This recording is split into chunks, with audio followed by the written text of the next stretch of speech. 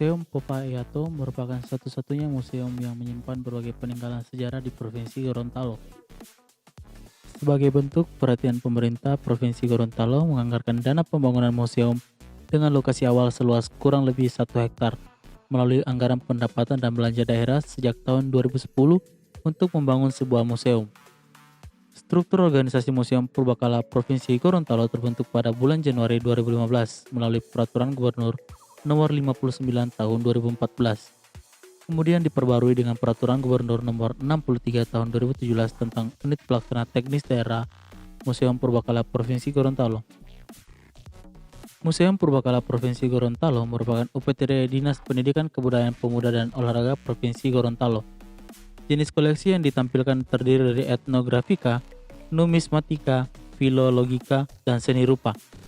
Koleksi yang ada di museum ini berkaitan dengan sejarah dan budaya di Provinsi Gorontalo. Mulai dari foto-foto peninggalan masa penjajahan, berbagai alat rumah tangga kuno, berbagai jenis senjata tajam seperti tombak, parang, dan badik, hingga bendera merah putih yang pertama yang dikibarkan saat upacara kemerdekaan Gorontalo 23 Januari 1942. Sejak diresmikan awal tahun ini, Museum Popayato Provinsi Gorontalo ternyata hanya memajang 13 dari 78 koleksinya. Koleksi yang dipamerkan meliputi 10 jenis etnografika, 2 buah jenis historika, dan 1 buah koleksi tanpa keterangan, namun diperkirakan jenis etnografika. Museum yang berdiri tidak jauh dari kantor Gubernur Gorontalo ini, hingga memasuki tahun 2020, kondisinya terbilang masih jauh dari harapan jika dibandingkan dengan museum pada umumnya.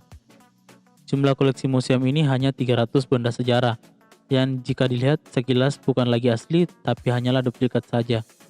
Museum Purbakala Popayato Provinsi Gorontalo tidak hanya memajang koleksi benda purbakala, kini di tempat itu juga secara proaktif menjadi sarana pembelajaran bagi siswa sekolah dasar. Tawuran belajar di museum ini sangat dinikmati pelajar Gorontalo. Sejumlah sekolah berkunjung ke lokasi ini untuk mempelajari kebudayaan dan kesenian melalui program edukasi yang menggunakan pengalaman nyata belajar di museum untuk siswa.